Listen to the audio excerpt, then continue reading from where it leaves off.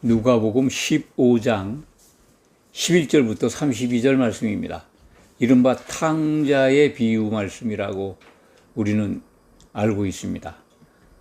집 나간 둘째 아들 탕자, 그가 돌아왔을 때 그 아버지가 얼마나 기뻐하는지를 오늘 본문 말씀에서 읽을 수가 있습니다. 제가 한번 읽어드릴까요? 20절부터 23절까지 말씀입니다. 이에 일어나서 아버지께로 돌아가니라. 탕자가 돌아간 거죠. 아직도 거리가 먼데 아버지가 그를 보고 측은히 여겨 달려가 목을 안고 입을 맞추니, 그림이 그려지죠. 아버지가 그냥 보선발로 신발도 안 신은 것처럼 보입니다. 달려가서 목을 안고 입을 맞추고 21절 입을 맞추니 21절 아들이 이르되 아버지 내가 하늘과 아버지께 죄를 지었사오니, 하늘 그러면 이제 하늘에 계신 하나님이죠. 하나님과 아버지께 죄를 지었사오니 지금부터는 아버지의 아들이라 일컬음을 감당하지 못하겠나이다 하나. 이 돌아온 탕자의 회개한 모습입니다. 죄를 지었다. 죄를 고백하죠. 22절 아버지는 종들에게 이르되 제일 좋은 옷을 내어다가 입히고 손에 가락지를 끼우고 발에 신을 신기라. 참 이보다 더 환대가 어디 있겠습니까? 23절 그리고 살진 송아지를 끌어다가 잡으라. 우리가 먹고 즐기자. 잔치하자는 거죠. 우리가 먹고 즐기자. 그러니까 아버지만 즐거운 게 아닙니다. 온 가족이, 아마 이웃까지 청했겠죠. 이 내 아들은 죽었다가 다시 살아났으며, 아들이 죽었었다는 겁니다. 집을 나갔는데 죽었다는 거는 몸이 죽은 건 아니죠. 영이 죽은 거죠. 그러니까 실족했다라고 하는 신약 성경의 용어가 적용되면 족할 것 같습니다. 될 것 같습니다. 죽었다가 다시 살아났으며, 내가 잃었다가 잃어버렸는데, 잃어버린 양, 잃어버린 드라크마 같죠. 잃어버린 아들 다시 얻었노라 하니 그들이 즐거워하더라. 그들이 종들로 표현되지만 이제 잔치에 참여하는 사람들이라고 보면 되겠죠. 그러니까 그들은 아버지와 함께 있는 사람들이죠. 이것을 이제 하나님 아버지 편에서 보면 죄인이 또는 길을 잃었다가 교회를 떠났다가 돌아오면 이렇게 기뻐하신다는 말씀입니다. 그러니까 교회의 주인이신 예수님은 만약 교회에 있었다가 나가거나 실족한 자가 있거나 또는 교회 밖 사람이 회개해서 교회에 들어오면 그렇게 기뻐하신다는 겁니다. 10 드라크마 가운데 하나를 잃어버렸는데 그 하나를 찾으면 잔치를 벌이는 것. 그리고 오늘 집 나간 둘째 아들이 돌아왔을 때 큰 잔치를 벌이는 것. 이 잔치라고 하는 거는 즐거움이지 않습니까? 기쁨이고, 또 잔치를 베푼 사람뿐만 아니라 참여하는 사람들도 즐거운 거죠. 신약 성경은 잔치에 관한 비유가 많습니다. 그것은 하나님께서 세우신 최종 목적, 곧 어린 양의 혼인잔치와 관계가 있는 겁니다. 그만큼 어린 양의 혼인잔치는 기쁨이 넘치고 즐거운 잔치입니다. 그래서 거길 꼭 들어가야 된다라고 말씀하는 겁니다. 이것은 둘째 아들이 돌아온 것을 기뻐하는 것. 그러니까 아버지 입장에서는 두 아들이 꼭 있어야 돼요. 한 아들만 가지고는 안 되는 겁니다. 그러니까 교회의 완성은 정족수가 있다, 정원이 있다, 티오가 있다라고 하는 말씀을 지난 시간에 드렸습니다. 그런데 오늘 이 시간에 좀 더 그 강조해서 말씀드리고 싶은 거는 이제 채워지는 것, 그거에 대한 의미는 다들 아셨을 겁니다. 그런데 아버지와 함께 있던 큰아들, 여긴 맏아들로 표현되어 있는데 이 큰아들의 태도를 우리가 오늘의 우리 기독인들에게 적용해 볼 필요가 있습니다. 큰아들은 아버지와 함께 있었습니다. 동생은 재산을 다 받아 가지고 나가서 뭐 다 탕진했죠. 근데 그 동생에 대한 맏아들의 이 태도, 모습이 우리 보통 사람들은 다 그렇게 생각할 수 있을 거다라고 생각을 합니다. 사실 보통의 경우죠. 사람들이 다 그렇죠. 형제간에 동생이 모든 아버지 재산을 다 받아가지고 나가서 다 탕진하고 참 거지가 됐다 그러면 좋게 얘기할 형제가 어디 있습니까? 그런데 오늘 본문 말씀은 아주 리얼하죠. 그 형이 맏아들로 표현되는데 24절에 보면 밭에 있다가 돌아와 집에 가까이 왔을 때 풍악과 춤추는 소리를 듣고 잔치가 한참 집에 벌어지고 있는 거죠. 그 맏아들은 이제 일하고 있었습니다. 아버지는 동생이 온다라고 연락도 안 하신 것 같아요. 근데 아버지의 의도와 아버지의 생각도 여기서 또 우리가 좀 엿볼 수가 있는 대목입니다. 한 종을 불러 이 무슨 일인가 물은데 그 큰아들이 이제 집에 다 와서 종을 불러서 이게 지금 무슨 풍악이고 무슨 잔치냐라고 물었겠죠. 27절 대답하되 당신의 동생이 돌아왔음에 당신의 아버지가 건강한 그를 다시 받아들이게 됨으로 인하여 살진 송아지를 잡았나이다. 건강한 둘째 아들, 건강해졌다는 거예요. 회개했다는 거죠. 둘째 아들이 돌아왔는데 아주 완전히 피골이 상접해서 그냥 병들고 그런 게 아니라 사실 잘 먹지도 못하고 굶주렸어요.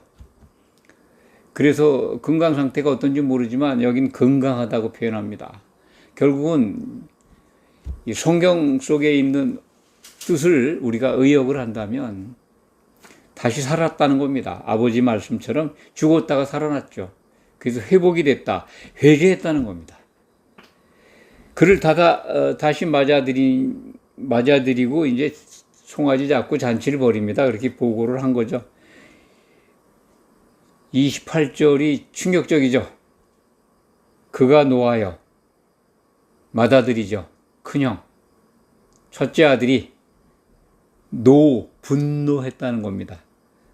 들어가고자 하질 않아요. 잔치집에. 잔치 장소에 집 안으로 들어가려고 들지 않습니다. 아버지가 나와서 권한대. 아버지까지 나옵니다. 큰아들이 안 들어오니까 아버지가 그만큼 부모의 마음은 그렇습니다. 두 아들이 다 있어야 돼요.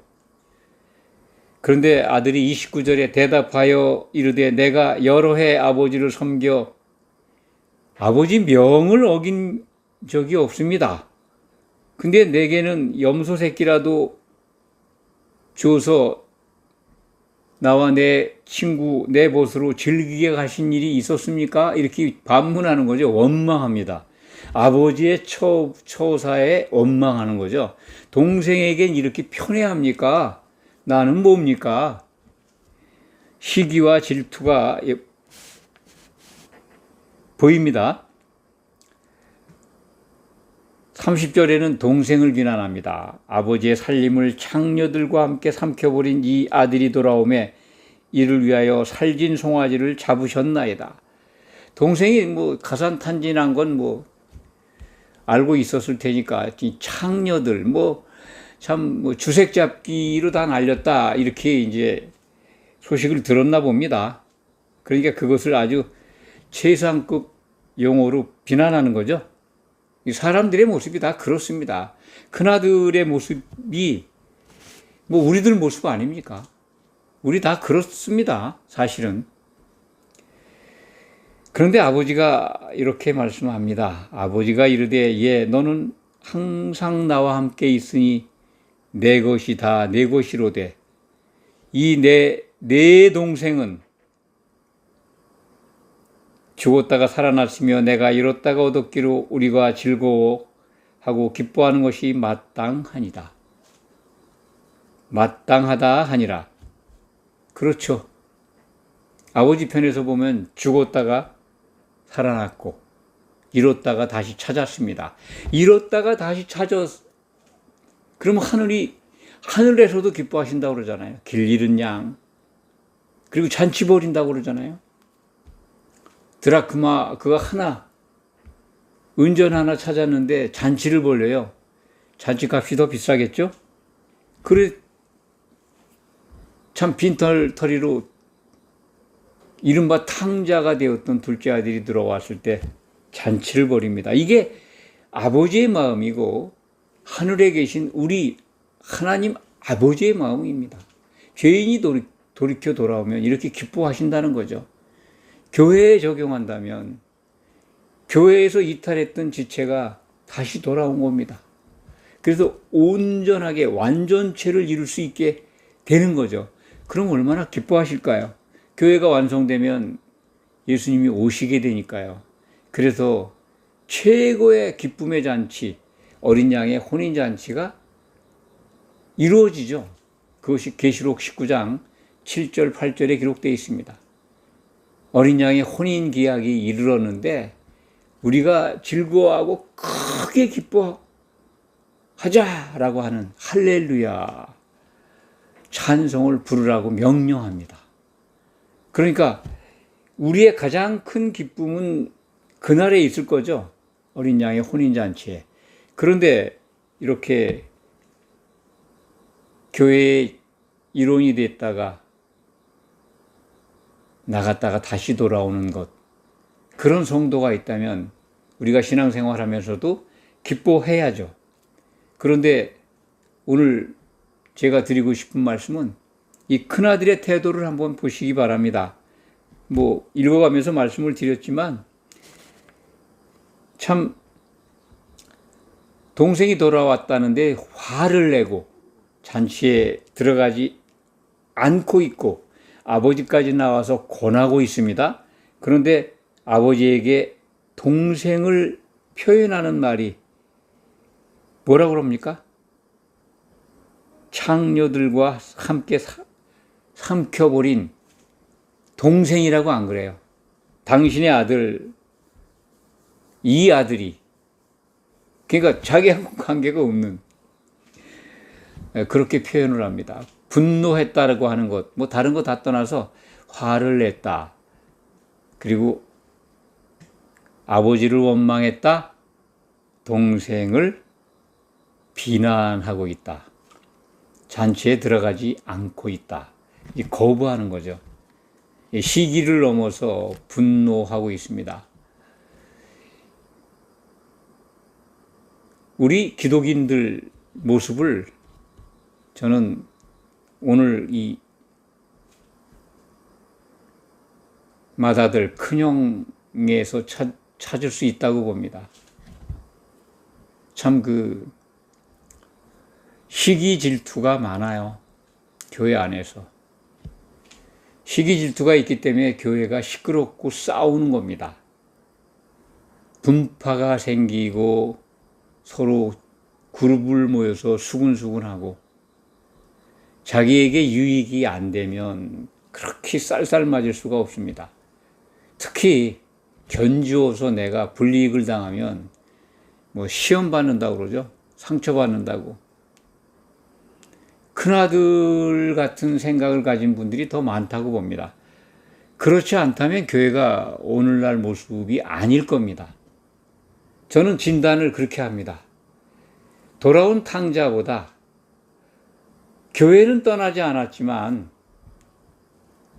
이렇게 큰아들처럼 작은 것에 아버지의 마음을 모르고 시기하고 질투하고 유익이 안 되면 돌아서는 그런 믿는 자들이 많다. 그렇게 진단합니다. 그 이유가 뭘까요? 아버지의 마음을 몰라서 그렇습니다. 탕자는 뒤늦게 아버지의 마음을 알았습니다.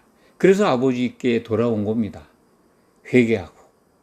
아버지와 함께 있던 자, 신앙생활 잘하고 있다고 믿고 있는 사람들, 교회를 떠나지 않았고, 또 아무런 믿음의 과정 속에서 이탈도 없었던 정말 모범생이었던 사람들, 그런 사람들이 오히려 하나님 아버지의 마음을 모른다는 겁니다. 자기 사랑에 너무 빠져 있죠. 자기를 너무 사랑한 나머지 어떤 상처받는 일이 있으면 아버지의 마음을 헤아리질 못해요. 그렇기 때문에 교회를 떠나고 분열하고 다투는 겁니다. 저는 정말 그렇게 시기 많고 질투 많고 아버지 마음을 모르는 믿는 자들을 참 소갈딱지 없다, 이런 표현을 하고 싶습니다. 밴댕이 소갈딱지라는 말이 있죠. 소갈딱지. 그게 이제 평안도 사투리라고 그래요. 성질머리죠, 성질. 다듬어지지 않은 성질. 그러니까 성령에 감전돼 있으면 그런 소갈딱지들은 다 없어지죠, 점점. 일시적으로는 뭐 출현할 수 있습니다만 시간이 갈수록 다 녹아서 없어지고 아버지의 마음을 헤아리게 되니까 이렇게 참 온갖 세상에 좋은 것들 누리다가 회개하고 돌이켜온 성도들을 정말 정성스럽게 환영하고 또 보살펴주고 사랑합니다. 그런 것들이 없다면 일시적으로 뭐 그런 모습으로 보이다가도 유익이 안 되고 뭔가 마음에 맞지 않으면 틀어집니다. 교회는 그런 곳이 아닙니다. 아버지 마음을 안다면